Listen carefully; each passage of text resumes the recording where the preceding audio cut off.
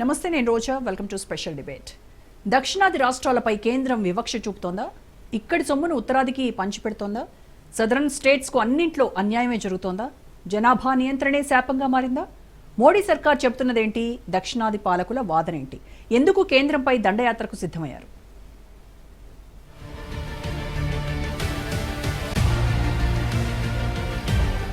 దక్షిణాది రాష్ట్రాల్లో డీలిమిటేషన్ దరువు మార్మోగిపోతోంది. నియోజకవర్గాల పునర్విభజనపై సదరన్ స్టేట్స్ లీడర్లు టెన్షన్ పడుతున్నారు. మోడీ ప్రభుత్వంపై సమర శంఖం పూరిస్తున్నారు.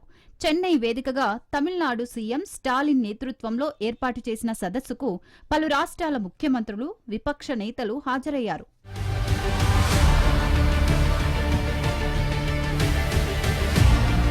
డీఎంకే నిర్వహించిన సమావేశానికి తెలంగాణ నుంచి ముఖ్యమంత్రి Revanth Reddy, PCC chief Mahesh Kumar Goud, BRS working president KTR వెళ్లారు. Kerala chief minister Vijayan, Punjab CM Bhagwant Mann, Shiromani Akali Dal అధ్యక్షుడు Balwinder Singh, Karnataka deputy CM DK Shivakumar సహా పలువురు పాల్గొన్నారు. డీలిమిటేషన్ విషయంలో దక్షిణాది రాష్ట్రాలకు అన్యాయం జరిగేలా కేంద్రం కుట్ర చేస్తుందన్నారు వక్తలు.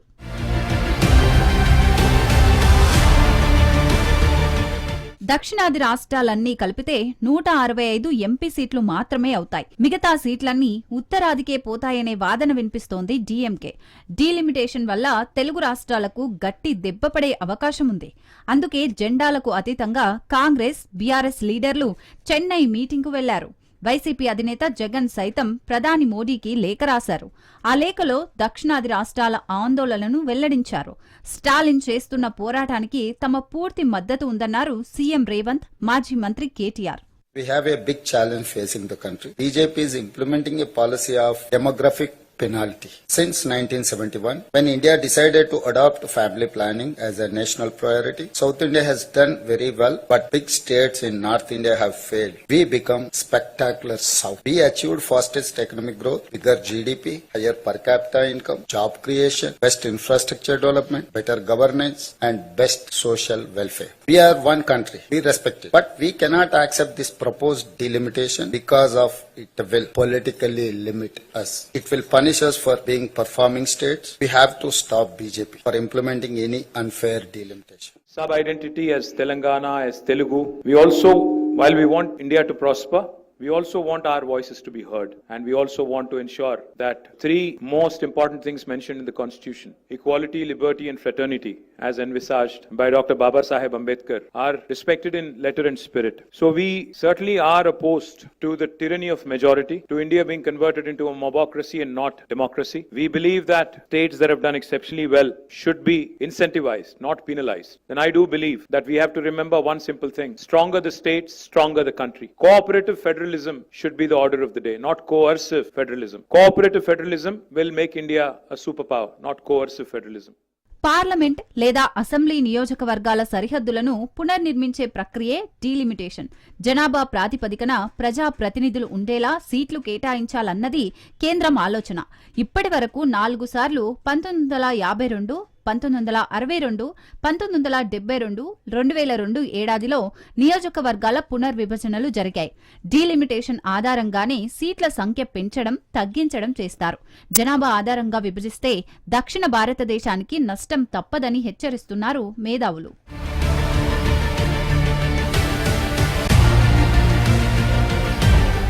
పౌరులందరి ఓటుకు ఒకే విలువ ఉండాలని రాజ్యాంగం కోరుకుంటోంది. యూపీలో 30 లక్షల జనాభాకు ఒక ఎంపీ ఉంటే తమిళనాడులో 18 లక్షల జనాభాకు ఒక ఎంపీ ఉన్నారు. అలా జరగకుండా ఉండటం కోసమే నియోజకవర్గాలు పునర్విభజన చేస్తారు. అయితే ఉత్తర భారతంతో పోలిస్తే దక్షిణ రాష్ట్రాల్లో జనాభా రేటు చాలా తక్కువ. గతంలో జనాభా నియంత్రణపై కేంద్రం నిబంధనల్ని ఖచ్చితంగా పాటించాయి సదరన్ స్టేట్స్. ఇప్పుడిదే శాపంగా మారబోతోందా అనే భయం దక్షిణాది ప్రజల్లో నెలకొంది. అయితే ఎలాంటి భయాందోళన అక్కర్లేదంటోంది కమలదళం. దొంగలు కలిసి ఊరు పంచుకునే ప్రయత్నం చేస్తున్నారు వీళ్ళు. ఆడ కలిసి అంత దొంగల ముఠానే, అంత మాఫియా ముఠానే, లిక్కర్ స్కామ్ ముఠా ఒకటి ఉన్నది, ల్యాండ్ స్కామ్ ముఠా ఉన్నది. ఇవాళ మొదటి నుంచి చెప్తున్న బీఆర్ఎస్ కాంగ్రెస్ ఒకటే. బీఆర్ఎస్ పార్టీ కేసుల నుంచి తప్పించుకోవడానికి కాంగ్రెస్ పార్టీకి సహకరిస్తున్నది. ఇద్దరు కలిసి పనిచేస్తున్నారు. ఢిల్లీలో కలిసి ఉంటారు, గల్లీలో కొట్లాడతారు. ఇవాళ డిఎంకే పెట్టిన మీటింగ్ ఇద్దరు వేరు, ఇద్దరు అనుకోవడం వేరు. తెలంగాణ ప్రజలు ఆలోచించాలి, వీరిద్దరు ఒక్కటా కాదా మీరు ఆలోచించండి. కేసుల విషయంలో కేసీఆర్ కుటుంబానికి ఒక నోటీస్ ఇస్తలేరు, టచ్ చేసే ప్రయత్నం కూడా చేస్తలేరు. ఇవాళ డిఎంకే పెట్టిన మీటింగ్ వీళ్ళందరూ కలిసిపోయారు, వాళ్ళందరూ కలిసి మాట్లాడుకుంటారు. ఇప్పటికే 18% జనాభా కలిగిన దక్షిణాది రాష్ట్రాలు 35% జాతీయ స్థూల జాతీయోత్పత్తికి నిధులు అందిస్తున్నాయి. డీలిమిటేషన్ జరిగితే ఉత్తరాదిన జనాభా ఎక్కువగా ఉండటంతో అక్కడ సీట్లు పెరిగే అవకాశాలు మెండుగా ఉన్నాయి. దక్షిణ రాష్ట్రాల్లో జనాభా తక్కువగా ఉండటంతో ఉన్న సీట్లలో కోత పడే ప్రమాదం ఉంది. రైట్, దేశవ్యాప్తంగా డీలిమిటేషన్ పై చర్చ జరుగుతూ రచ్చలేపుతున్నటువంటి అంశంగా మారింది. ఇదే అంశంపై ఇవాళ డిబేట్లో డిస్కస్ చేద్దాము. డిబేట్లో పార్టిసిపేట్ చేస్తున్నారు కాంగ్రెస్ నాయకులు రియాజ్ గారు, గ్రంథాలయ కార్పొరేషన్ చైర్మన్, అలాగే బీఆర్ఎస్ నాయకులు వాసుదేవరెడ్డి గారు అండ్ బీజేపీ నాయకులు తాడూరు శ్రీనివాస్ గారు, ప్రముఖ విశ్లేషకులు కోటేశ్వరరావు గారు మనతో జాయిన్ అయ్యారు. నమస్కారం అండి అందరికీ. రైట్, కోటేశ్వరరావు గారు ముందుగా మీతో మొదలు పెడతానండి. కోటేశ్వరరావు గారు, జనాభా దామాషా ప్రకారం కనుక ఈ డీలిమిటేషన్ జరిగితే దక్షిణాది రాష్ట్రాలకు ఎంపీ సీట్ల సంఖ్య తగ్గుతుంది, తీవ్ర అన్యాయం జరుగుతుంది అని విపక్షాలు వాదిస్తున్నారు. అయితే ఇటు కేంద్ర ప్రభుత్వం బీజేపీ నేతలు మాత్రం అసలు అలాంటిది ఏమీ లేదు, డీలిమిటేషన్ గురించి ఎలాంటి నిర్ణయం తీసుకోలేదు అని వీళ్ళు చెప్తున్నారు. ఎవరి వాదన కరెక్ట్ అంటారు? అసలు ఇప్పటి వరకు జరిగినటువంటి డీలిమిటేషన్ అనేటువంటిది జనాభా ప్రాతిపదికన నియోజకవర్గాలను ముందు నిర్ణయించారు, తర్వాత వాటిని 543కి పెంచారు అనేటువంటిది మనందరికీ తెలిసిందే. 1971 తర్వాత జరిగినటువంటి పరిణామం అది. అప్పటి నుంచి 2 సార్లు డీలిమిటేషన్ జరగాల్సి ఉంది.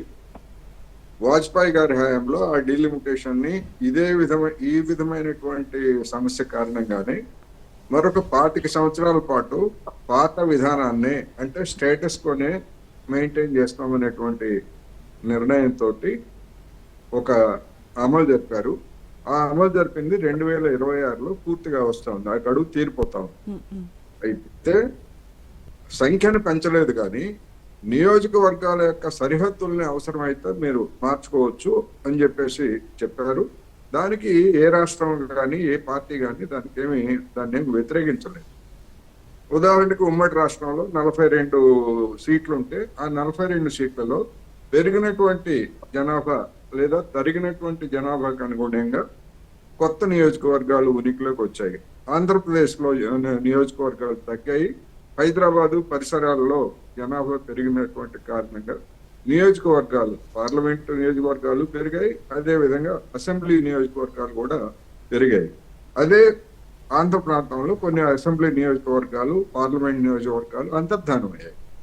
దాన్ని ఆ రోజు ఏ పార్టీ కూడా దాని గురించి ఎలాంటి రాజకీయ పరమైన లేదా చట్టపరమైనటువంటి వివాదాలకి ఎప్పుడు వెళ్ళలేదు. అంటే ఇప్పటి వరకు అనుసరించినటువంటి ఆ పదాన్నే, అంటే ఆ జనాభా ప్రాతిపదికనే కనుక ఇప్పుడు చేసేట్లయితే దక్షిణాది రాష్ట్రాల్లో 1970 దశకం నుంచి అమలు జరిపినటువంటి జనాభా నియంత్రణ కార్యక్రమాలు సక్సెస్ అయ్యాయి. అదే ఉత్తరాది ప్రాంతంలోని కొన్ని రాష్ట్రాల్లో అటువంటి దాన్ని అక్కడ ఉన్నటువంటి పాలకులు, ప్రభుత్వాలు పట్టించుకోలేదు కనుక జనాభా రేటు పెరిగింది. ఉదాహరణకు కేరళ, తమిళనాడులో జనాభా వృద్ధి రేటు 1.7, 1.8% ఉంటే ఉత్తరప్రదేశ్, బీహార్లో 2.4, 3% జనాభా రేటు ఉంది. అందువల్ల జనాభాను ప్రాతిపదికగా తీసుకున్నట్లయితే నియోజకవర్గాలు ఆ ప్రాంతాల్లో ఎక్కువగా పెరిగితే ఈ ప్రాంతాల్లో తగ్గుతాయి.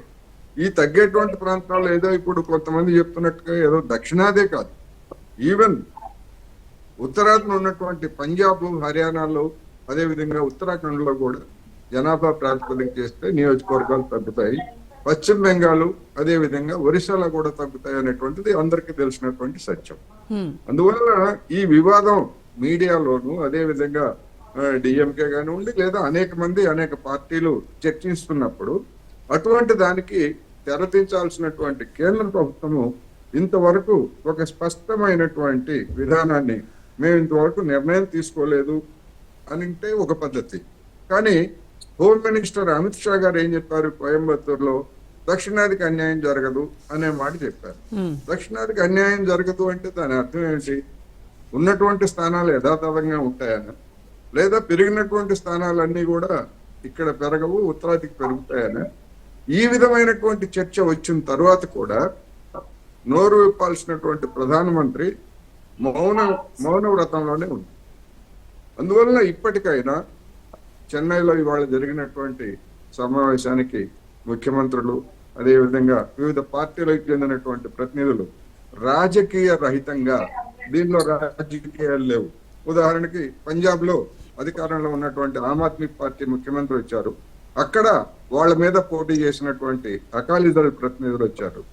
తెలంగాణలో అధికారంలో ఉన్నటువంటి కాంగ్రెస్, ఇక్కడ ప్రతిపక్షంగా ఉన్నటువంటి బీఆర్ఎస్ పార్టీ ప్రతినిధులు కూడా వచ్చారు. అందువలన ఇది రాజకీయాలతో నిమిత్తం లేదు.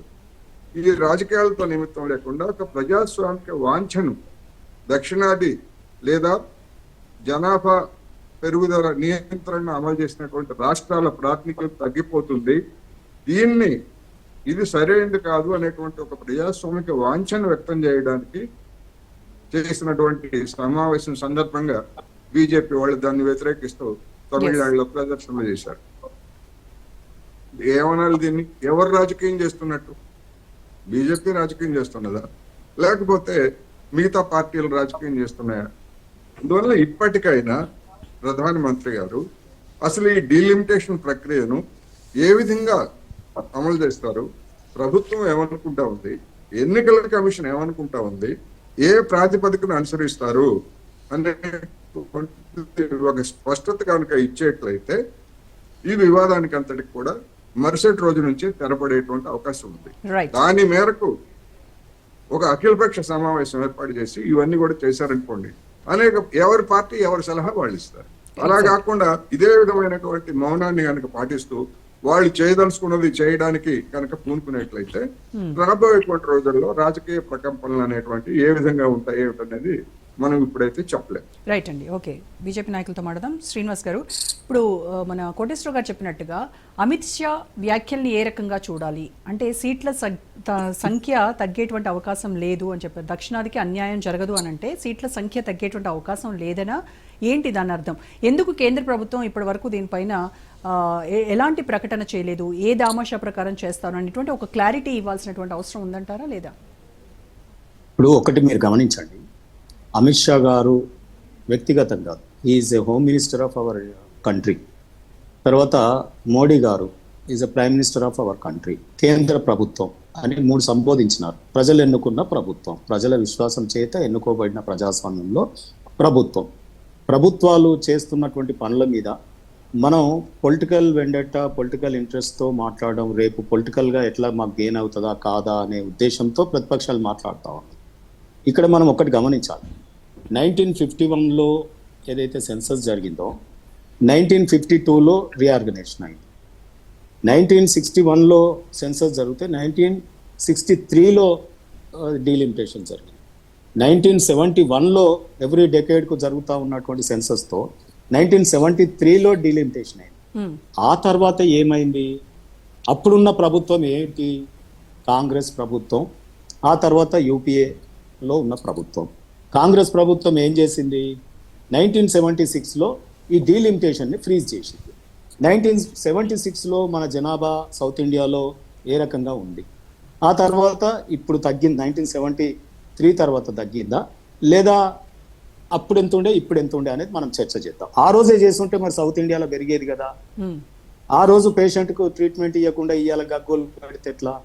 రెండోది, ఇవాళ బీఆర్ఎస్ పార్టీ కాంగ్రెస్ పార్టీ రెండు ఒక వేదిక మీద కలిసినాయి.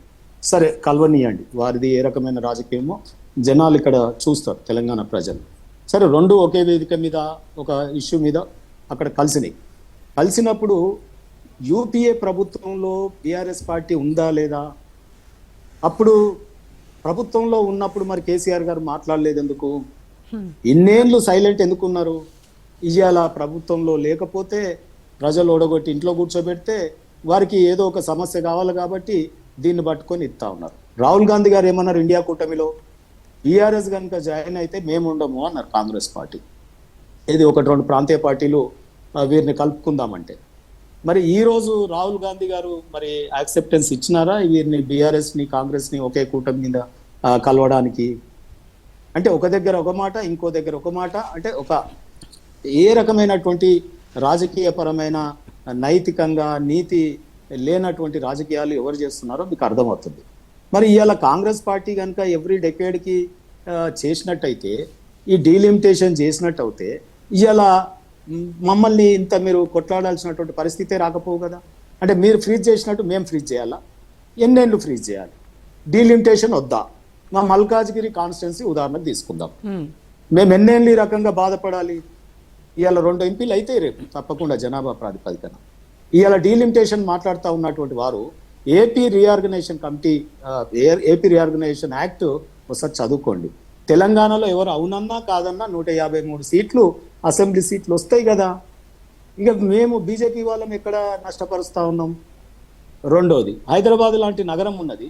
తెలంగాణ వాళ్ళు హైదరాబాదు సంఖ్య ఎప్పుడైనా వలసవాదులు కానీ లేదా పొట్ట చేత పట్టుకొని మనకు హైదరాబాద్కు వచ్చిన సంఖ్య కానీ, మైగ్రేషన్ కానీ అన్ని రాష్ట్రాల నుండి వచ్చినారు ఈరోజు. ఏది రాజస్థాను, బీహార్, ఇప్పుడు వీళ్ళు ఇచ్చినదే ఏది మన బీఆర్ఎస్ పార్టీ చెప్తుంటది, ఆహో అక్కడ పక్క రాష్ట్రం నుంచి ఇక మా గ్రామాలని తెలంగాణలో కలపమంటున్నారు అని యాడ్స్ చేసుకున్నారు. ఓహో మేము చేస్తున్నటువంటి పథకాలకు ఆకర్షితులై ఆ రాష్ట్రం నుంచి మొత్తం మహబూబ్ నగర్ నుంచి వలసపోతుండే ఇప్పుడు బీహార్, ఉత్తరప్రదేశ్ నుంచి మొత్తం వలస ఇక్కడికి వచ్చినారని చెప్తారు. జనాభా రకంగా తెలంగాణ పెరిగినప్పుడు తెలంగాణ నుంచి మన ముఖ్యమంత్రి కానీ కేటీఆర్ కానీ పోవడంలో అర్థం ఉందా? అంటే పోవాలన్నా గుండుగుత్తా ఒక సౌత్ ఇండియా, నార్త్ ఇండియా అనే ఫీలింగ్ తేవడానికి ఇటువంటి కుట్రలు చేయడానికి పోవాలన్నా? దేశం వన్ నేషన్ కదా. వన్ నేషన్ ఉన్నప్పుడు ఆ భావజాలంలోకి మనం దూరనంత కాలం, నేను సెపరేట్ అన్నంత కాలం ఈ రకమైనటువంటి భావజాలంతో ఉంటే ఇండియా ఏ రకంగా ప్రగతి సాధిస్తే చెప్పండి. వన్ కంట్రీ వన్ నేషన్ ఈ రకంగా ఉండాలి కదా. ఇక కాంగ్రెస్ పార్టీ మరి ఉత్తరప్రదేశ్ లో ప్రజలకు ఏం చెప్తుంది, బీహార్ లో ఏం చెప్తుంది, అక్కడ ఒక మాట, సౌత్ ఇండియాకి రాగానే ఇంకో మాటనా? Right, okay. రియాజ్ గారు మీరు దీనిపైన స్పందించాలి. వన్ నేషన్ వన్ కంట్రీ ఇలాగా సపరేట్ చేసేటువంటి ఈ ప్రాంతీయ అసమానతలు సృష్టించడం కాదా అంటున్నారు. భారతదేశం యొక్క తాత్విక భూమిక, భారతదేశం యొక్క సామాజిక నేపథ్యం అర్థం కాని వాళ్ళకి ఇట్లాంటి వాక్యాలు చేసే అవకాశాలు ఉంటాయి. భారత రాజ్యాంగం చాలా స్పష్టంగా తన మొదటి లైన్ లోనే మొదటి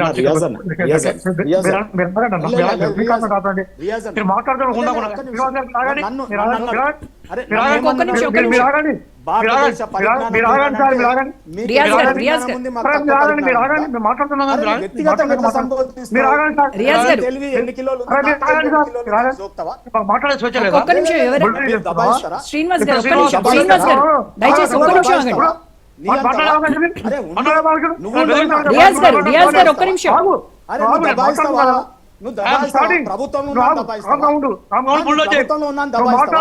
శ్రీనివాస్ గారు ఒక్క నిమిషం. డిబేట్ లో కూర్చున్నప్పుడు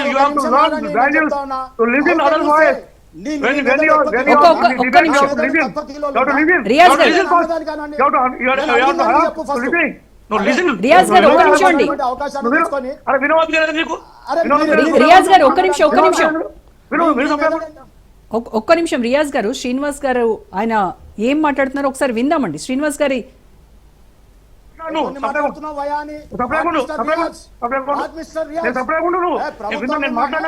రియాజ్ గారు ఒక్క నిమిషం ఆగండి దయచేసి.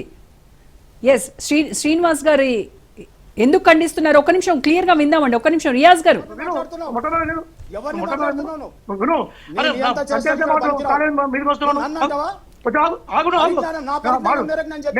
ఒక్క నిమిషం ఇద్దరు కూడా.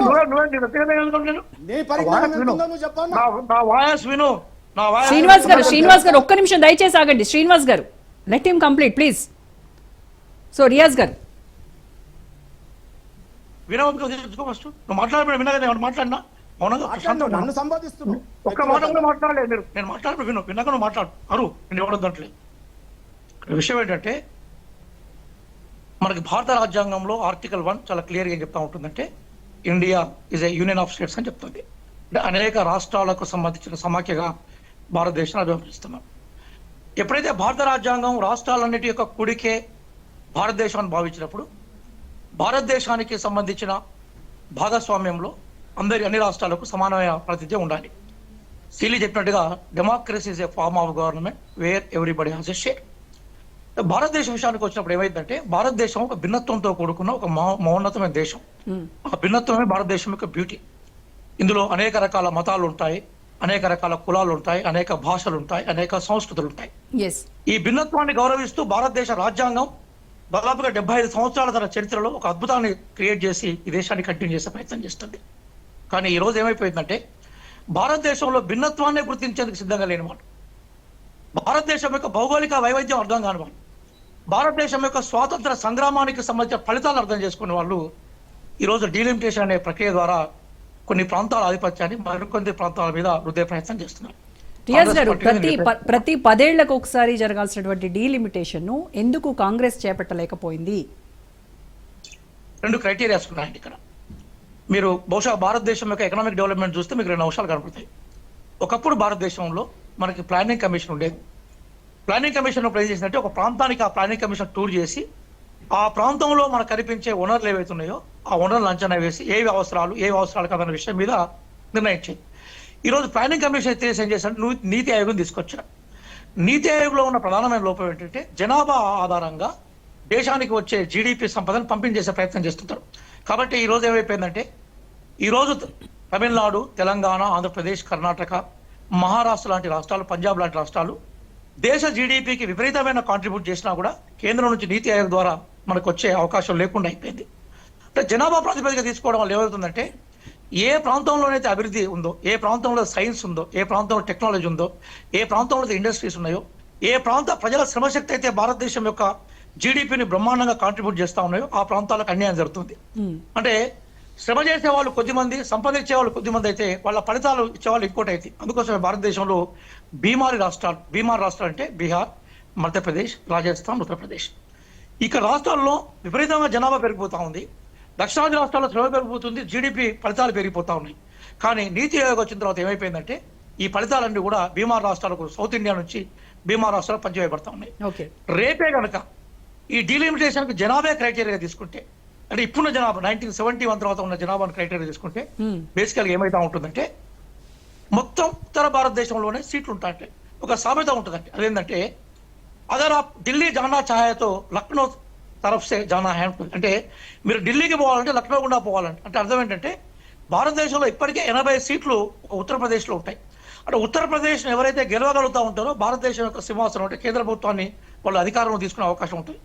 ఒకవేళ రేపు డీలిమిటేషన్ కనుక నిజంగా జనాభా ప్రాతిపదిక పెడితే ఏంటంటే 3 రాష్ట్రాలు అంటే బీహార్, ఉత్తరప్రదేశ్ ప్లస్ ఇంకొక రాష్ట్రం మధ్యప్రదేశ్ కలిసే దేశ రాజకీయాలు నిర్ణయిస్తూ ఉంటాయి. మిగతా మనందరం కూడా కూర్చొని చప్పట్లు కొట్టుకుంటే స్పెక్యులేటర్ లాగా మిగిలిపోయే అవకాశం ఉంటుంది. కాబట్టి మేమేమంటున్నాం అంటే అది క్రైటీరియా కాదు.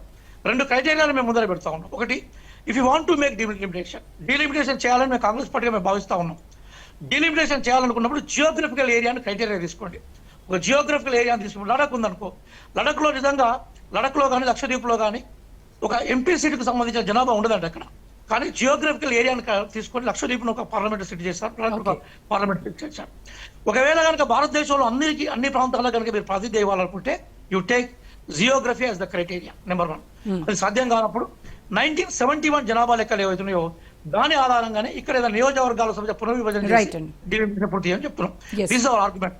Our argument is based on 1 minute. I'm going to finish. Our argument is based on constitutional principle. Okay. Our argument is based on federalism. Our argument is based on justice. Justice అంటే ఎవరికి చెందాల్సింది వారికి చెందడమే. This is the argument. Right అండి. Okay. So Vasudeva Reddy గారు, ముందుగా ప్యానెల్లో ఉన్న పెద్దలందరికీ కూడా నమస్కారం అండి, మీకు అదేవిధంగా ప్రేక్షకులకు. ఇవాళ ప్రధానంగా నేను మన తాడూరు సీరన్న వాయిస్ విన్నాను. ప్లస్ వారు ఏమంటా ఉన్నారంటే వారు కానీ వారి పార్టీ నాయకులు కానీ మన బండి సంజయ్ గారు మాట్లాడింది కూడా మీరు చూపించారు కదా ఇంట్రోలో. సో కాబట్టి వారు అసలు ఇక్కడ జరుగుతున్న చర్చ మీరు డీలిమిటేషన్ సీట్లకు ఒకటే కేటాయింపు కాదండి, సీట్లు పెరగడము రేపు రాజకీయాలలో ఆ సీట్లను సంపాదించుకోవడం కాదు చర్చ. ఇక్కడ జరుగుతున్న చర్చ ఏంటి అంటే రేపు ఇప్పుడు ఎందుకు వచ్చింది ఇన్ని రోజులు ఎందుకు చేయలేదు కేసీఆర్ అని తాడూరు సీరని అడుగుతున్నాడు. నేను అంటా ఉన్నాను ఇవాళ 26లో చేయాలి డీలిమిటేషన్ అని మీరు నిర్ణయించారు కదా.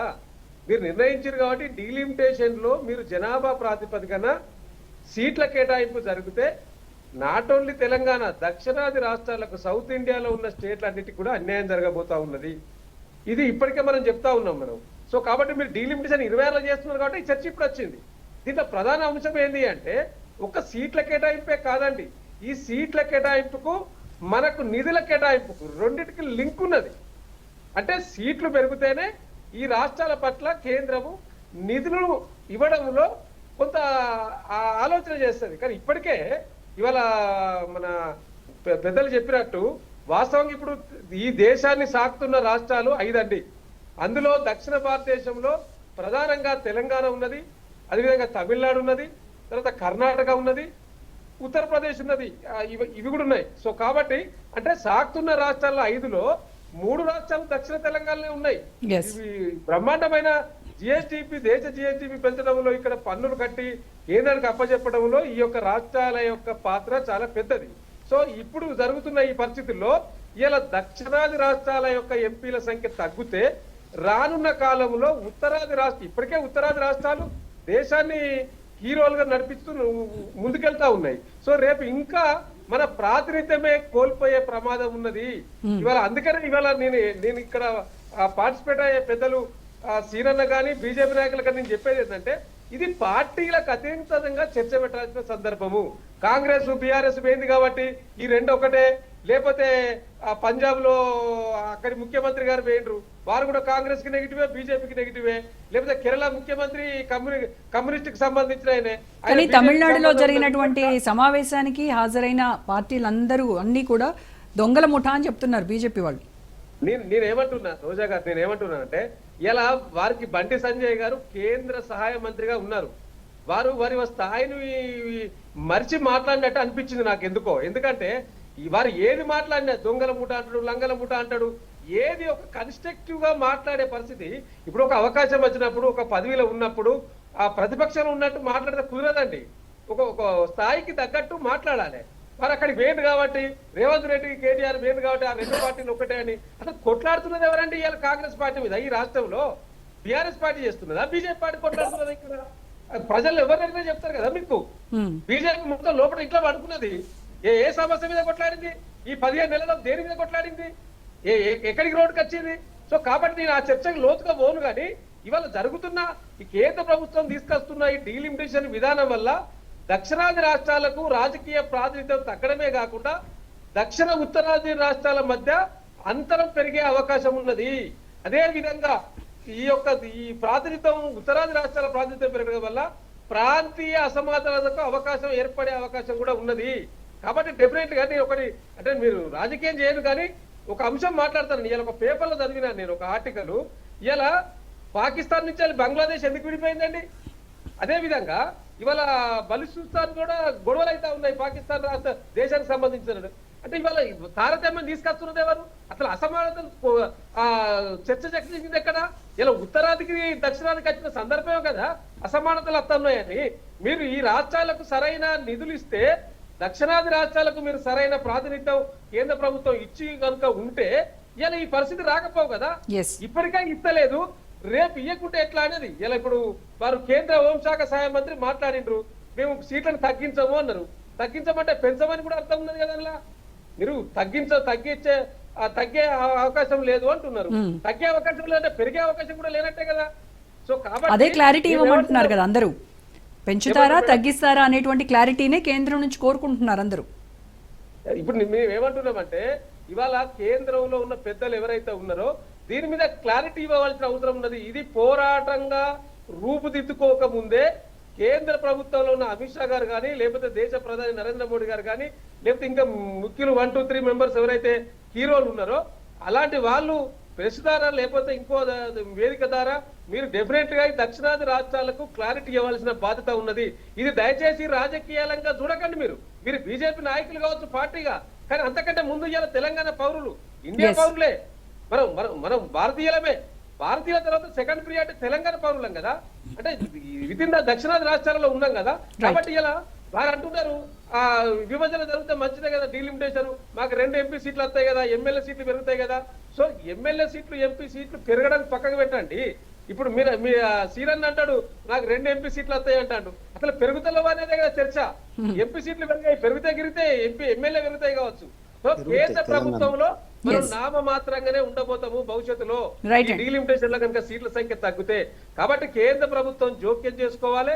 ఇది ఇంతటితో సద్దుమునిగే విధంగా చేస్తే బాగుంటది. ఎందుకంటే ఇది ఇంకా పోరాటాలు ఇప్పుడు ఇవ్వాలే చెన్నైలో అక్కడి ముఖ్యమంత్రి గారు స్టాలిన్ గారు ఒక వేదిక ఏర్పాటు చేసి అందరినీ మాట్లాడడం జరిగింది. అందరి అభిప్రాయాలు తీసుకోవడం జరిగింది. తీసుకున్న సందర్భంగా దాన్ని ఇంకో రకంగా అంటగట్టి మాట్లాడడం సరైంది కాదు బీజేపీ నాయకులకు. సో కాబట్టి ఇది పార్టీలకు అతీతంగా మాట్లాడవలసిన చర్చ. కాబట్టి నేను తాడూరు అన్ని పార్టీలు కలిసికట్టుగా వ్యతిరేకిస్తూ ఉన్నారు. అందుకోసమే దీని ఒక జాతీయ స్థాయిలో కూడా జాతీయ స్థాయిలో కూడా ఒక ఉద్యమంగా తీసుకెళ్లాలనేటువంటి ఆలోచనలో విపక్షాలన్నీ ఉన్నాయి. అయితే శ్రీనివాస్ గారు ఒక్క నిమిషం. ఇవాళ కేంద్ర ప్రభుత్వం కూడా ఈ మధ్యలో కొత్తగా పార్లమెంట్ కట్టింది. 888 సీట్లు ఉండబోతా ఉన్నాయి. ఇప్పటికే 543 సీట్లు ఉన్నాయి. ఇంకో 300 సీట్లు పెరుగుతాయి. ఆ 300లలో ఉత్తరప్రదేశ్ లో 80 సీట్లు పెరగబోతూ ఉన్నాయట. చర్చ ఏంటంటే అంటే ఇట్లాంటి ఉత్తరాది రాష్ట్రాల్లో సీట్ల సంఖ్య పెరిగితే మనం నామమాత్రంగా మిగులుతామో అనే దాని మీద మనం ఫైట్ చేయాలి కదా. భవిష్యత్తు తరాలకు మనం ఏం చూపిస్తాం మనం. అండ్ మోరోవర్ సక్సెస్ఫుల్ గా జనాభాను నియంత్రించినటువంటి దక్షిణాది రాష్ట్రాలకు అన్యాయం జరుగుతోంది. ఓకే శ్రీనివాస్ గారు చెప్పండి. ఎస్, దక్షిణాది రాష్ట్రాలు సక్సెస్ఫుల్ గా జనాభాను నియంత్రించాయి. అదే ఇప్పుడు వాళ్ళు చేసినటువంటి పెద్ద తప్ప, అదే ఇప్పుడు శాపంగా మారిందా అని అడిగే వాళ్ళకి మీ సమాధానం? మేడం, మేము ఫస్ట్ స్పెల్లో 4-5 క్వశ్చన్స్ రేజ్ చేశాం. ఇక్కడ బాధ్యులు కూడా ఉన్నారు కాబట్టి రేజ్ చేశాం.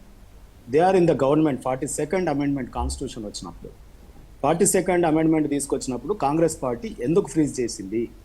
ఆ రోజే చేయాల్సిన పని ప్రతి 10 ఏళ్ళకు ఒకసారి చేయాల్సినప్పుడు చేసి ఉంటే ఈరోజు ఈ బాధ తప్పేది కదా. మేము ఫ్రీజ్ చేసుకుంటూ వచ్చినాం కాబట్టి మీరు కూడా ఫ్రీజ్ చేసుకుంటూ పోండి ఎంతకాలం ఈ దేశంలో అనేది ఒక ప్రశ్న. దాని సమాధానం మీరు రాబట్టలేకపోయినారు కాంగ్రెస్ ప్రతినిధి. రెండోది నేను అన్నది ఏంటంటే 82nd అమెండ్మెంట్ 84 అనుకుంటా సబ్జెక్ట్ టు కరప్షన్. మరి ఆ రోజు యూపీఏ గవర్నమెంట్లో వీరు ఉన్నారు కదా, వీళ్ళు ఓటేసినారా లేదా పార్లమెంట్లో ఫ్రీజ్ చేయడానికి? సో ఆ తర్వాత 2002 వరకు ఫ్రీజ్ అయింది. ఆ తర్వాత 2026 వరకు ఫ్రీజ్ అయింది. సో ఈ రకంగా ఎన్నేళ్ళని ఫ్రీజ్ చేసుకుంటూ పోతారు అంటే కాలయాపన చేసి ఒక సమస్య వచ్చినప్పుడు దాన్ని తలదూర్చకుండా ఇట్లా కాలయాపన చేయడమే ఆ సమస్యకు సమాధానం అని చెప్పే విధంగా కాంగ్రెస్ పార్టీ చేసి ఈరోజు మేము చేయబోతుంటే ఏ టైం బౌండ్ కార్యక్రమం ఆ టైంకు చేయాల్సిన పనిని కష్టమో నష్టమో చేస్తా ఉంటే మీరు ఈ రకమైనటువంటి పవర్ లో లేని వాళ్ళు. నేనేమంటున్నా, మీరందరూ కూడా యూనివర్సిటీస్కి వెళ్ళి వచ్చారు. మనం అందరం కూడా, నేను ఇంత కాన్స్టిట్యూషన్ చదువుకున్న లాయర్ని, నేనేమంటున్నా అంటే నేను అడిగిన ప్రశ్నలకు మీరు సమాధానం ఉంటే చెప్పండి. నేను కాదంటలేదు. మేము ఎందుకు ఫ్రీజ్ చేసినాం, ప్రజలకు ఉపయోగపడడానికి చేసినాం. దశాబ్దాల ఒక్కటి కాదు 2 సార్లు కదా. ఈరోజు 1971 నుంచి ఈ రోజు వరకు ఫ్రీజింగ్ అంటే ఇంకా ఎన్నేళ్ళు ఇట్లా పోతుంది. రెండోది తెలంగాణ విషయంలో నేను క్లియర్గా చెప్పాను. ఏపీ రీఆర్గనైజేషన్ యాక్ట్ ఉంది మనకు 153 సీట్లు తప్పకుండా వస్తాయి. మనకు ఆల్రెడీ ఎంపీ సీట్లు ఇవాళ చేవెళ్ళ షేర్లింగంపల్లి జనాభానే ఒకటి చాలు ఎంపీ కావడానికి. ఇవాళ నా మల్కాజ్గిరి ఒకటి మీకు అర్థం అవడానికి ఈజీగా చెప్పాను అంతే. సో ఈ రకంగా హైదరాబాద్ చుట్టుపక్కల తెలంగాణ సంఖ్య పెరిగింది, ఎందుకు పెరిగిందో కూడా చెప్పిన, మీరు ఇచ్చిన స్టేట్మెంట్స్ కూడా చెప్పిన. ఆ రకంగా తెలంగాణకు అన్యాయం జరగట్లేదు. వెన్ అన్యాయం జరిగిన రాష్ట్రాలే అక్కడ కలిసినట్టు అవుతే ఎందుకు తెలంగాణ వెళ్తుంది అక్కడికి అనేది నేను ఇంకొక ప్రశ్న లేవనెత్తిన. మూడవది ఏంటి, Congress party and it's alliances అక్కడ ఉన్నాయి. సో ఇండియా కూటమిలో కూడా ఆ రకంగా అంతకుముందు ఉండే తర్వాత విభేదించుకున్నారు. మళ్ళీ ఈ రకమైన కలయిక జరుగుతూ ఉంది కదా, అది ఏ రకమైనటువంటి శాంక్టిటీ ఉంటుంది, ప్రజలకు ఏం సమాధానం చెప్తారు? రేపు అనేక సమస్యల మీద ఇట్లనే కలిసి పోరాడతారా, లేకపోతే ఈ ఒక్కసారే కలిసి మీటింగ్ చాయ్ బిస్కెట్ల మీటింగ్ గా మారిపోతుందా? You are rallying with Congress. So Congress మరి ఉత్తరప్రదేశ్ లో నార్త్ ఇండియాలో ఏం సమాధానం చెప్తుంది అంటే, నార్త్ ఇండియాకు ఒక వింగ్, సౌత్ ఇండియాకు ఒక వింగ్, అనుబంధ సంస్థలు కాంగ్రెస్ ఉన్నాయా? కాంగ్రెస్ పార్టీ ఇంటోటో ఒక ప్రిన్సిపల్ తో ఉందా? సో ఇవన్నీ కూడా సమాధానాలు రాహుల్ గాంధీ గారు చెప్పాలి కదా ఒక ప్రతిపక్ష నాయకుడిగా.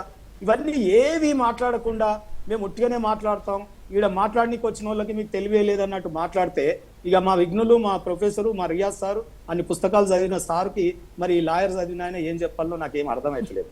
సో మంచి భలే మిత్రత్వంతోనే ఉండే వాళ్ళు ఒక కాంగ్రెస్ పార్టీ విషయంలో ఏదో మీరు మ్యూట్ పాయింట్ లో తీసుకొని ఈ రోజు ఈ రకంగా వ్యాఖ్యలు చేయడం దురదృష్టకరం.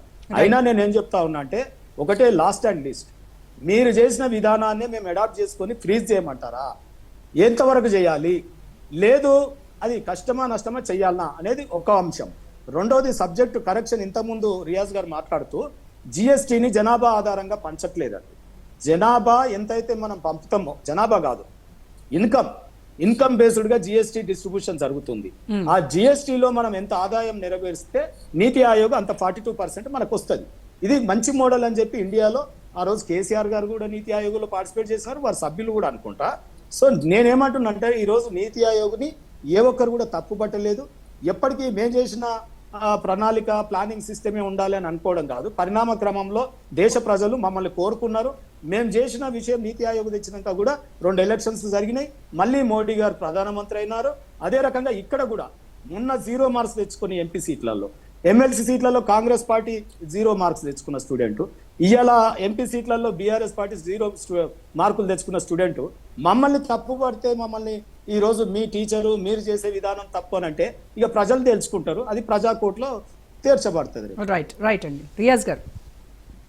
రోజా గారు, నేను మాట్లాడింది జీడిపి మీద, గ్రాస్ డొమెస్టిక్ ప్రొడక్షన్. ఈ దేశానికి సంబంధించిన గ్రాస్ డొమెస్టిక్ ప్రొడక్షన్ ఏదైతే ఉందో అది అంతకుముందు ప్లానింగ్ కమిషన్ రికమెండేషన్ ప్రకారం ఇవ్వబడేది. ఈ రోజు ఏమైపోయిందంటే దాని ప్రకారం ఇవ్వబడలేదు, జనాభా ఆధారంగా ఇవ్వబడుతుంది. కాబట్టి సౌత్కు అన్యాయం జరుగుతుంది క్లియర్ చెప్తున్నాం కదా. బీహార్ చెల్లించే రూపాయి చెల్లిస్తే 6 రూపాయలు వాళ్ళకి ఇస్తున్నారు. ఉత్తరప్రదేశ్ రూపాయి చెల్లిస్తే 3 రూపాయలు వాళ్ళకి ఇస్తున్నారు. అలాగే మధ్యప్రదేశ్ రూపాయి చెల్లిస్తే 2 రూపాయలు 75 పైసలు వాళ్ళకి ఇస్తున్నారు. తెలంగాణ రూపాయి చెల్లిస్తే 41 పైసలు అవుతుంది. తమిళనాడు 17 పైసలు అవుతుంది. ఇవన్నీ లెక్కలు మేము చెప్తున్నాం కదా, ఇవన్నీ గణాంకాలతో కూడుకున్న విషయాలు. తాడు శ్రీరణ మీద మా వ్యక్తిగత గౌరవం ఉంటుంది కదా, చర్చ అది కాదు. ఈరోజు బండి సంజయ్ గారు ఒక కామెంట్ చేశారు మేడం, ఇంత బాధాకరమైన కామెంట్ అంటే దొంగల ముఠ అక్కడ సమావేశం అయిందంటే వాళ్ళందరూ ముఖ్యమంత్రులు, డిప్యూటీ ముఖ్యమంత్రులు అంటే మరి వాళ్ళందరూ దొంగలైనప్పుడు వీళ్ళందరికీ నాయకుడు ఒకరు ఉన్నారు కదా ప్రధానమంత్రి రూపంలో. ముఖ్యమంత్రులే దొంగలైనప్పుడు, ముఖ్యమంత్రులు పార్టిసిపేట్ చేసే ముఠానే దొంగల ముఠా మీటింగ్ అయినప్పుడు, ముఖ్యమంత్రులు దొంగలైనప్పుడు వీళ్ళకి నాయకుడు ఉన్నారు కదా ప్రధానమంత్రి. మరి ఆయన ఏమవుతాడో కూడా బండి సంజయ్ గారు సెలవిస్తే మేము అందరం కూడా సంతోషంగా వినాలనుకుంటాం. చక్కగా డీవియేట్ చేస్తారు. దయచేసి వినండి సార్. శ్రీనివాస్ సార్, మీరు ఎందుకు అన్ని కామెంట్ జరుగుతుంది, తొందరపడకండి. మీరు ఆగండి, మీరు మాట్లాడుతున్నారు మాట్లాడే చదువు విన్నా కదా శ్రీరన్న. న్యాయవాది జర గౌరవిస్తున్నారు. చెప్పండి. ఇక్కడ విషయం ఏంటంటే మీరు చాలా క్లియర్ గా భారత రాజ్యాంగం యొక్క బేసిక్ ప్రిన్సిపల్ ఏంటంటే న్యాయం అనే పదానికి ఇంగ్లీష్ లో జస్ట్ అంటాం. జస్ట్ అంటే అర్థం ఏంటంటే ఎవరికి చెందాల్సింది వారికి చెందడమే న్యాయం. ఇది బేసికల్ గా లీగల్ డిక్షనరీ మనం చూస్తే. కానీ మన దగ్గర ఏమైందంటే ఏ ప్రాంతాలైతే ఈ దేశ అభివృద్ధికి కంకణం కట్టుకున్నాయో, ఏ దేశ కోసం అయితే ఇదే మోడీ గారు, మళ్ళీ చెప్తున్నాను, 2014 మీకు అవసరమైతే నేను రికార్డు చూపెడతాను. 2014లో ఆయన ఎర్రకోట మీద జెండా ఎగరేస్తే ఆయన ఏమన్నంటే 2014 సంవత్సరంలో భారతదేశం యొక్క జనాభా విధానాన్ని పునఃసమీక్షించాలని, జనాభా తగ్గుదల కోసం మనం ప్రయత్నం చేయాలని మోడీ గారు అన్నారు. మీకు ఆ స్టేట్మెంట్ కావాలి, నేను చూపెడతా. అంటే దేశ పరిపాలకులు ఎవరైనా, ఎకనామిస్టులు ఎవరైనా కూడా అభిలాషమైన జనాభానే కోరుకుంటారు. కానీ ఈ రోజు ఏమైందంటే జనాభా రేట్ని అరికట్టుకొని కష్టపడి ఈ ప్రాంతాన్ని డెవలప్ చేసిన ఈ రోజు జీడిపిలో ఎక్కువ వాటా ఇస్తున్న దేశాలకు అన్యాయం జరుగుతా ఉంది. మేమేమంటున్నాం అంటే 2 క్రైటీరియాలు ఇచ్చాను. కాంగ్రెస్ పార్టీ నేషనల్ అయినా ఇక్కడే చెప్తున్నాం. నెంబర్ 1 క్రైటీరియా ఏంటంటే you to take Geography as indication. Right, ఇందాక చెప్పారు రియాజ్ గారు, ఇందాక చెప్పారు. రైట్, ఒక్క నిమిషం. లేదనుకున్నప్పుడు 1971 తీసుకుంటాం. ఎందుకోసం అంటే మేము అభివృద్ధి చెందడమే మేము చేసిన పాపమా, దేశ అభివృద్ధిలో మా భాగస్వామ్యం ఇవ్వడమే మేము చేసిన పాపమా? రెండోది చెప్తున్నాం, కేరళలో మీరు 10 ఏళ్లకు ఒకసారి డీలిమిటేషన్ ప్రక్రియ చేపట్టకపోవడమే పెద్ద పాపం అని అంటున్నారు. దానికి సమాధానం చెప్పండి దయచేసి. ఒక్క నిమిషం రియాజ్ గారు, ఇప్పుడు మీరు ఏదైతే చేశారో అదే అడాప్ట్ చేసుకుని మేము కూడా ఫ్రీజ్ చేసి ఉంచాలా అని చాలా క్లియర్ గా శ్రీనివాస్ గారు అడిగారు. వాజ్పేయి గవర్నమెంట్ 1990లో పవర్లోకి వచ్చి 2000లో మళ్ళీ 2000 మళ్ళీ పవర్లోకి వచ్చింది కదా. వాళ్ళు ఏం చేయలేకపోయినారు కదా, పాత విధానాన్ని వాళ్ళు యాక్సెప్ట్ చేసి కంటిన్యూ చేశారు కదా. అట్లాగే ఇప్పుడు మీరు బేసికల్ చూడండి, ఆయన ఒక ఆరోపణ చేశాడు శ్రీరన్న. ఏం చేశాడంటే కేరళలో ఎవరెవరి మధ్య రాజకీయ వైరం ఉందండి, కమ్యూనిస్ట్ పార్టీ, కాంగ్రెస్ పార్టీ. అట్లాగే మనకి పంజాబ్ లో ఎవరెవరి మధ్య వైరం ఉంది, మనకి ఆమ్ ఆద్మీ, అట్లాగే కాంగ్రెస్ పార్టీ. తెలంగాణలో ఎవరి మధ్య వైరం ఉంది, బీఆర్ఎస్. మాకు ఇక్కడ విషయం ఏంటంటే మరి ఆయన చెప్పిన స్టేట్మెంట్ తీసుకుంటే ఒకటే మాట్లాడుతున్నాను. ట్రంప్ గారు భారతదేశానికి వచ్చినప్పుడు మొత్తం భారతదేశంలో ముఖ్యమంత్రుల్లో కొద్దిమంది ముఖ్యమంత్రులు సెలెక్ట్ చేసి ఆ ముఖ్యమంత్రుల్లో ఒక ముఖ్యమంత్రి అయిన కేసీఆర్ గారు తీసుకుపోయి ట్రంప్ గారిని కల్పించిన మాట వాస్తవం కదా. మేమన్నా బీజేపీ, బీఆర్ఎస్ ఆ రోజు అలాబలా తీసుకునే వాళ్ళం.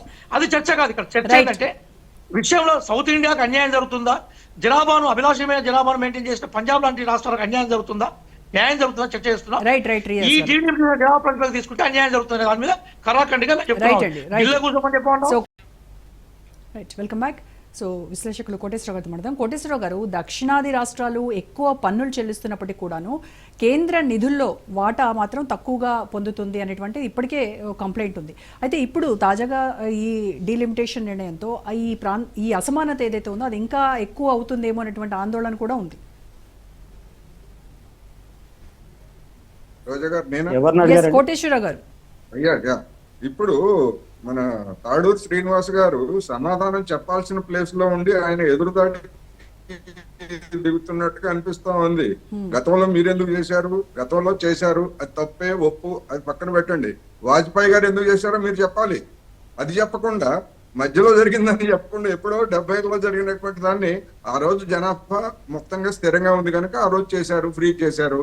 తర్వాత సెన్సస్ జరగాలి కదా. వాజ్పేయి గారి టైంలో సెన్సస్ లేవు కదా. సెన్సస్ జరగాలి కదా. ఎప్పుడు సెన్సస్ జరగలేదు.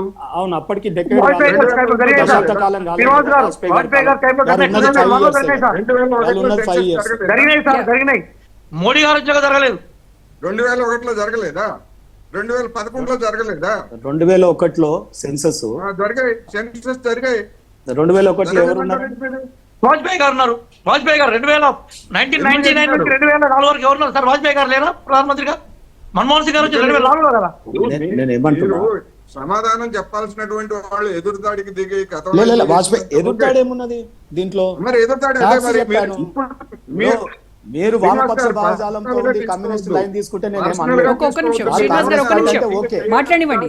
కోటేశ్వరరావు గారిని మాట్లాడివ్వండి దయచేసి. ఎస్ కోటేశ్వరరావు గారు.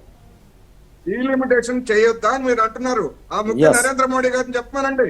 డెఫినెట్ గా చేస్తున్నాం కదా, ఇంకా చెప్పేది ఏముంటుంది? చెప్పమనండి. మేము చేస్తున్నాం కదా. చెప్పాలి వాళ్ళు కూడా చెప్పాల్సింది. మీరు నేను మాట్లాడుకుంటే ఉపయోగం ఉంది. రియాజ్ గారు మాట్లాడినా, మీరు మాట్లాడినా, నేను మాట్లాడినా అవుతుంది అని చెప్తున్నా. చెప్పాల్సిన వాళ్ళు చెప్పాలి. వాళ్ళనే వీళ్ళు వాళ్ళ డిబేట్. ఒకటి. రెండో, డీలిమిటేషన్ ప్రక్రియ అనేటువంటిది బీజేపీ తనకు అనుకూలంగా చేసుకుంటా ఉంది. దానికి ఉదాహరణ జమ్మూ కాశ్మీరు, అస్సాం రీసెంట్ గా చేసిన. ఎందుకంటే గతంలో అవి జనాభా లెక్కలు లేని జరగని కారణంగా వాయిదా పడింది గతంలో డీలిమిటేషన్. అందుకని దాన్ని ఇటీవల దాన్ని పూర్తి చేశారు. ఏం చేశారు? జమ్మూలో బీజేపీకి బలం ఉంది కనుక అక్కడ ఎక్కువ సీట్లను పెంచారు. ఇప్పుడు జనాభా ప్రాతిపదిక ఉండకూడదా అని చెప్పేసి శ్రీనివాస్ గారు అంటున్నారు. మరి అదే ప్రాతిపదిక ఎట్లయితే మీ హయాంలో చేసినటువంటి కాశ్మీర్ లో ఒక జమ్మూ ప్రాంతంలో ఉన్నటువంటి ఒక నియోజకవర్గంలో 50,000 మంది ఓటర్లు ఉంటే, అదే కాశ్మీర్ లోయలో ఉన్నటువంటి ఒక నియోజకవర్గంలో 1,70,000 ఓట్లు ఎట్లా వచ్చారండి? ఏ ప్రాతిపదికన చేశారు? మత ప్రాతిపదిక తప్ప దానికి అక్కడ మరొకటి లేదు. అదే విధంగా అస్సాంలో కూడా అదే మత ప్రాతిపదికన హిందువులు లేదా ముస్లింస్ ఉండేటువంటి ప్రాంతాలన్నింటినీ కూడా అడ్డంగా చీల్చి మత ప్రాతిపదికన చేశారు. ఈ రెండు ఉదంతాల మీద గతంలో అనేక విమర్శలు వచ్చినా గానీ బీజేపీ దాన్ని ఏమాత్రం ఖాతరు చేయలేదు. తన ఎజెండాని తను అమలు జరిపింది. అందుకనే అటువంటి పనులు చేశారు కనుకనే రేపు దేశం మొత్తంగా జరిపేటువంటి డీలిమిటేషన్ లో కూడా తనకు అనుకూలమైనటువంటి పద్ధతుల్లో చేయబోతున్నది అనేటువంటి అనుమానాలు తలెత్తాయి. వాటిని తీర్చమంటున్నారు తప్ప ఏ పార్టీ అయినా డీలిమిటేషన్ కు వ్యతిరేకం అని చెప్పిందా? ఎవరు చెప్పలేదు. మీరు గతంలో అదేందో చేశారు, గతంలో ఇదేంది, గతం కాదు ఇప్పుడు చేయాల్సింది ఏంటో చెప్పాల్సింది కేంద్ర ప్రభుత్వము, నరేంద్ర మోడీ గారు, ఎన్నికల కమిషన్. అసలు దాని గురించి 2026లో డీలిమిటేషన్ ప్రక్రియ ముగిసిపోతున్నప్పుడు ఇంతవరకు రేపు అస్సాం, తమిళనాడులోనో లేదా బీహార్లోనో జరిగేటువంటి ఎన్నికలు డీలిమిటేషన్ ప్రక్రియ లేకుండా ఎట్లా చేస్తారని ఎవరైనా మీలాంటి లాయర్లు కొంతమంది ఉన్నారు కదా ఢిల్లీలో, అశ్విని ఉపాధ్యాయ అని పెద్ద మనుషులు ఉండే కదా మీ పార్టీ చెందిన ఆయన, పిఎల్ఐ వేసి మొత్తం అడ్డుకున్నారనుకోండి, ఒక రాజ్యాంగపరమైనటువంటి సంక్షోభం లేకపోతే చర్చ ప్రారంభం అవుతుందా లేదా? అందుకని ఇంకా పూర్తి కాబోతున్నటువంటి దాని గురించి ఇంతవరకు చర్చ ప్రారంభించరు. ఒక డెమోక్రటిక్ ప్రాసెస్ లేదు. అంటే మీరు ఏదో కడుపులో ఉద్దేశం పెట్టుకొని లాస్ట్ మినిట్ లో ఏదో ఒకటి చేద్దాం అనేటువంటి యత్నాలలో ఉన్నారనేటువంటిది అనుమానం. ఆ అనుమానాన్ని ఈ రూపంలో వ్యక్తం చేస్తున్నారు. ఇంత జరుగుతున్నా గానీ మరి బండి సంజయ్ గారు ఆయన నోటి తుత్తర ఆ నోటి తుత్తరకి ఆయనకు ఉద్యోగం పోగొట్టుకున్నాడు కదా పార్టీలో. దొంగలని కేంద్ర మంత్రి అండి ఆయన, Yeah. ఒక గల్లీ లీడరో లేకపోతే ఇంకొక సిల్లి లీడరో కాదు, కేంద్ర మంత్రి. ఆ విధమైనటువంటి భాషను ఎట్లా ఉపయోగిస్తారండి? రైట్. ముందాగా విమర్శ చేయండి, మీ అభిప్రాయాలు చెప్పండి, మీరు చెప్పినట్టుగా ఆయన కూడా చెప్పమనండి. అదేం భాష, అదేం కదా. అక్కడ నిరసన తెలియజేస్తారా? ఒక సమావేశం జరుపుతా ఉంటే, ఒక డెమోక్రటిక్ ప్రాసెస్ మీద సమావేశం జరుపుతా ఉంటే డెమోక్రసీని గురించి చెప్తారా మీరు? ఏం పద్ధతులు అంటే ఇవి? జనం చూస్తున్నారు. అందుకని సమాధానం చెప్పాల్సిన మీరు ఎదురు సమాధానాలు అడుగుతున్నారు. ఇది చాలా ఆశ్చర్యంగా నేను ఉంది. చెప్పేది రైట్. ఏముంది, ఓకే, శ్రీనివాస్ గారు స్పందించండి. శ్రీనివాస్ గారు, ఇప్పుడు మేము సమాధానం కేంద్ర ప్రభుత్వం చేస్తుంది కాబట్టి మీరు మీటింగ్లు పెట్టుకోరు, మీరు వ్యతిరేకిస్తున్నారు. ఇప్పుడు మేము ఎవరి 10 ఏళ్ళకి సెన్సస్ చేయాలని చేస్తున్నాం. అదే మీకు ఒప్పుతున్నాం. అర్థం కావాల్సింది అదే. నేను చెప్తాను వినండి. వ్యతిరేకించట్లేదు. ప్రాతిపదిక ఏమిటో చెప్పమని అడుగుతున్నారు. చెప్తారు కదా రేపు ఆల్ పార్టీస్ ఎంపీస్ ఉంటారు కదా పార్లమెంట్ లో. మొదలు పెట్టక ముందే మీరు తప్పులు పెంచితే వ్యతిరేకిస్తున్నారు కదా అనే మాట మీరు అనుమానాలు పెట్టుకుంటే అనుమాన పక్షులకు మనం ఏమని చెప్పగలుగుతామా? రెండోది, అరే మీరు ఒకటి వినండి, ఎందుకు బాధ్యత, ఎందుకు మొదలైనాక Exactly. మణిపూర్ తగలబడతా ఉంటే మణిపూర్ ఇంతవరకు వెళ్ళలేదు. నేను చెప్తాను వినండి, నేను చెప్తాను వినండి, నేను చెప్తాను వినండి. రైతులు ఆందోళన చేస్తా ఉంటే ఏదో ఊహించి Right. ఏదో ఊహించి ఓకే, అరే శ్రీనివాస్ మీరు గారు, ఒక్క నిమిషం. ఏదో ఊహించి బీజేపీ మీద జన్మతా ఉన్నటువంటి వ్యతిరేకత మా మీద తీస్తే ఎట్లా? నేను ఒకటి వినండి, ఇక్కడ మేము చెప్పేది కాదు.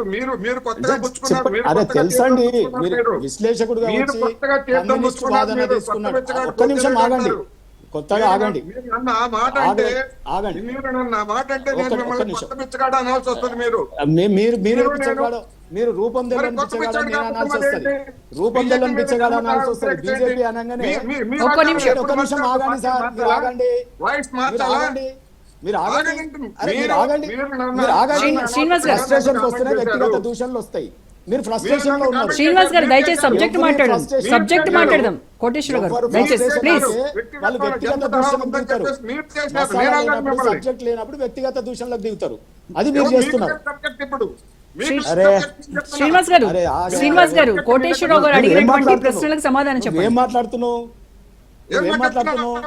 నేను కొత్త ఒక్క నిమిషం అండి. అది ఓకే, వాసుదేవ రెడ్డి గారు, ఓ మీ ఇద్దరు ఒక్క నిమిషం ఆగండి. వాసుదేవ రెడ్డి గారు, ఎస్, నువ్వు కమ్యూనిస్ట్ వాదివి. నేను చెప్తున్నా కదా ఇక్కడ దయచేసి అలాంటి ఒక్క నిమిషం అండి. శ్రీనివాస్ గారు ప్లీజ్, కమ్యూనిస్ట్ వ్యక్తిగతంగా మాట్లాడకండి ఎవరు కూడా.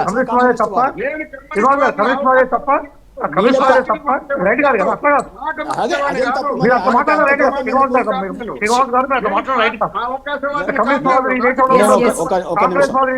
శ్రీనివాస్ గారు, శ్రీనివాస్ గారు, కోటేశ్వరరావు గారిని ఒక అనలిస్ట్ గా పిలిచాము. ఆయన అనాలిసిస్ చెప్తూ ఉన్నారు. ఎస్, దాంట్లో భాగంగా కొన్ని ప్రశ్నలు అడిగారు మిమ్మల్ని. మీరు వాటికి సమాధానం చెప్పండి. నేను చెప్పేది వినండి సార్.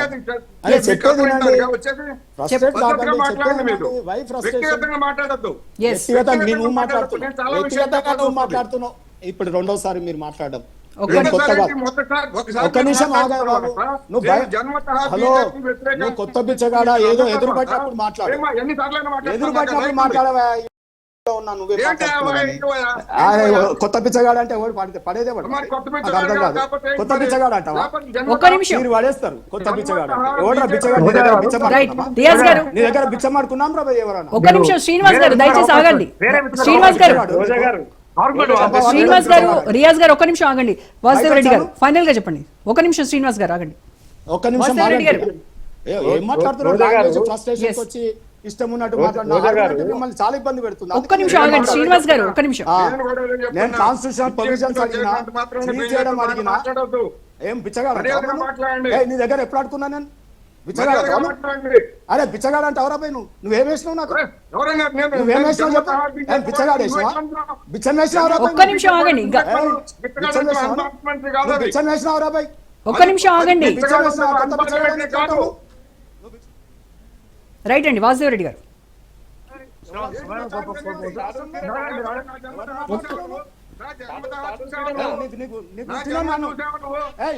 రైట్ అండి, okay, thank you so much Koteswararao గారు, రియాజ్ గారు, శ్రీనివాస్ గారు, వాసుదేవ్